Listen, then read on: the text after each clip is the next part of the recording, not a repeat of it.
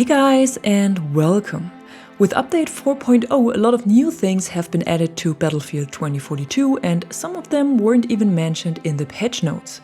So in today's video I will show you 10 things that you might not know you can do now because they either haven't been in the game before or they weren't possible in the way they are now. So the first one is the additional stealth marker feature that was added to the heavy suppressors. When you look at the description of either the PB Heavy or the Type 4, there is a line saying hit indicator stealth with subsonics, and this was not possible before, so when you equip one of the heavy suppressors and use subsonic ammunition, you will have hit marker stealth. Well, at least that's what it sounds like, but no. Unfortunately, it doesn't work the way you might think it would work.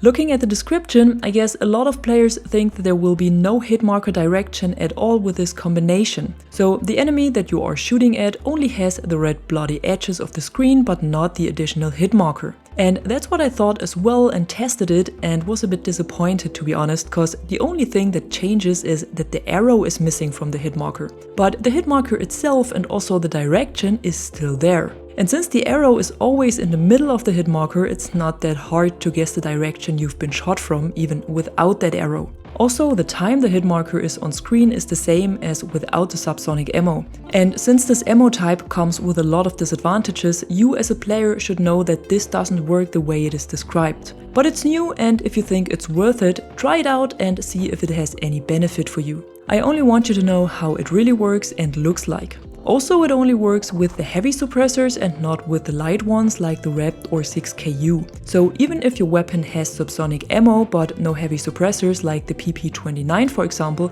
it won't have this hit marker stealth. There have also been a lot more changes made to other attachments, especially to the barrel and underbarrel attachments, and if you want to know more about this, be sure to check out the video in the info box where I shared a more in-depth overview of all of the changes. But now let's head over to the next new thing, which is the so-called sleep mode of Sundance's anti-armor grenades. And from the way it was described in the patch notes, it seems like this should have been a feature right from the start, but was just bugged. However, before the update, the lock-on AT grenades simply exploded when thrown to the ground, and now they will stay on the ground and will be activated when a vehicle passes by. But they don't work like AT mines, so you can't just drop them and they stay on the map. Instead, Sundance's grenades will disappear after only 10 seconds. So this mechanic is only helpful if you missed a vehicle or if you hear one coming and it's not in sight yet. But it's still pretty nice that the grenades do not simply explode when you miss, but will at least be active for a few more seconds and might start to track another vehicle that comes close to them. In general, the AT grenades have been improved a lot and track close vehicles very reliable now, no matter what direction the grenades are thrown to. What was also improved and is now definitely worth a try are the anti-tank mines you can equip as a gadget. Before the update, the mines always disappeared from the map when you died, which made them almost completely useless. Now they stay on the map even if you die and will only be removed when they are destroyed, picked up by an enemy soldier or activated by an enemy vehicle. And this does not only work for the AT mine gadget, but also for the mines you can place with the bolty. The mines also have hit markers now, so it's easier to see if you hit them, and what still works, and that's something that makes the mines even more powerful, is placing all 3 mines inside of each other. So if you want to lay them as a trap for tanks, don't spread them too much, cause that makes them more visible. Try to place them inside of each other, then they will look like only 1 mine, but will still have the explosive power of 3 mines. If you place them inside of a puddle for example, they are even harder to see. Another tip for the mines, in case you didn't know that, is that you can simply pick up enemy mines with every specialist. This way you will defuse them without the risk of being hurt from an explosion. But shooting them can be very helpful as well, at least when you place them behind a tank and the tank won't move, or when you see a bolter dropping AT mines and is still standing above them. Then just fire at them to get the vehicle destroyed. Also, if you have mines equipped in your gadget slot and you have placed them already, picking up enemy mines will fill up your mines again.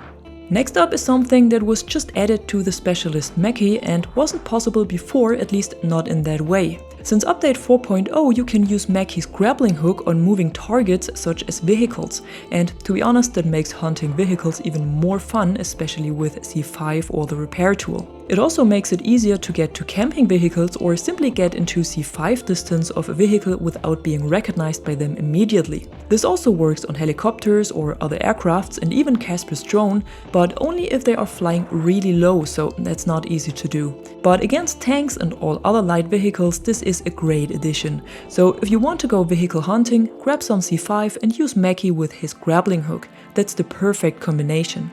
What you can do as well is use the hook on allied vehicles if you need a ride, but that doesn't work pretty well sometimes. On enemy vehicles, it works much better. And while I was talking about vehicles and helicopters, a few words to the new flares that were added to all of the Heelys. You might have recognized that they fire a lot more flares now than they did before. And I heard a lot of players saying that this makes the Heelys even stronger and it's now much harder to hit them. But I have to disagree with that for a simple reason. The new flares are much more predictable. Before the update, Heelys only fired one bunch of flares and then had like a firewall where it wasn't able to lock on at them. And you never really knew when this firewall was down again and when you could start firing. Now this is much easier to tell. The Heely first fires this bunch of flares like they already did before, but now they fire exactly 5 single flares afterwards. So you only have to count them down, and once the 5th flare was fired, you can lock on to the Heely again. So the additional flares are only a visual effect for the time that the Heely is protected from missiles. After this, the flares have a cooldown, and in this time you can lock on and fire your missiles or rockets. The biggest advantage for infantry is that you don't have to aim down sights with the XML or M5 all the time while you wait for the next chance to lock onto the Heely. You simply watch the flares and wait for the last one to get fired while you still see what's going on around you. Another one of those additions that make your life on the battlefield a bit easier now is the mechanic to open and close doors or use control panels while aiming down sights. So you can aim and be ready to fire but still close doors. Also, the interact range of the doors and control panels was increased and is 4 meters now, which is quite a lot and gives you a lot of space to control the area around you. Something else that I found was really annoying before the update and is much better now is the ammo pool of the Underbarrel launchers. Because before the update it didn't make much sense to equip more than one Underbarrel launcher since all of them had a shared ammo pool. So when you had an explosive and an incendiary launcher equipped and you fired out all the explosive shells, you haven't had ammo for the incendiary launcher left. This has changed now and all launchers have their own ammo pool. So when you have multiple launchers equipped, you will have 3 shells for each launcher. And when you have fired out your explosives, you can switch to the anti-armor shells and fire 3 more shells, and then switch to the incendiary or smoke launcher and fire 3 more shells with this one. That's definitely a great addition and makes the launchers even more useful. What was also changed and was another annoying point before the update is that you can now smash through iris deployable cover with all kinds of vehicles. Before the update you got stuck on them, and especially in the more open light vehicles you were an easy target. Now you can just drive through them even if there are multiple in a row and also kill enemies behind them. Another nice addition are the green dots for your squad's loadout. In the spawn menu you can now see which weapons and gadgets your other squad members have equipped by the green dots next to them. Unfortunately, you can't see the complete loadout everyone has, but you can at least see if anyone in your squad has ammo or heals equipped, or which weapons they are using. So if there's a squad with everyone playing sniper rifles, they might not play very aggressive, but more laid back. And if you are someone who likes to be in the thick of the battle, you might be better off with a different squad. Same with the gadgets. If 2 people have a spawn beacon equipped, you don't need to be the 3rd one and can use a different gadget. It's not much and kept pretty simple, but at least an info that can help improve squad play. And last but not least, a quick overview of the abilities that have changed for Rao and Paik. Cause before the update both had different passive abilities. Rao was able to hack enemy soldiers, and by killing them, every other enemy around them was revealed for a short time. And Paik had the ability to highlight everyone for herself who dealt damage to her. Now, Rao can still hack enemy vehicles and also soldiers, but it won't reveal others anymore.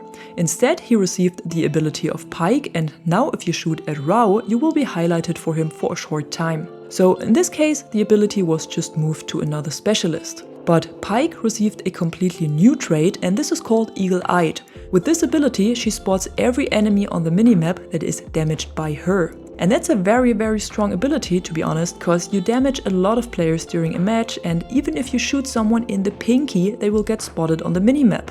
Luckily, they won't get highlighted, but minimap spotting, especially for everyone, is quite a lot. especially since Paik also has the EMG-X scanner, which is another spotting gadget. The mastery for her was also changed to spottings and spot assists with the EMG-X scanner and the Eagle Eye trait, but it's still the same amount of spottings you need. So this might be the easiest mastery at the moment, cause these are not a lot of spottings when you have 2 abilities that do this.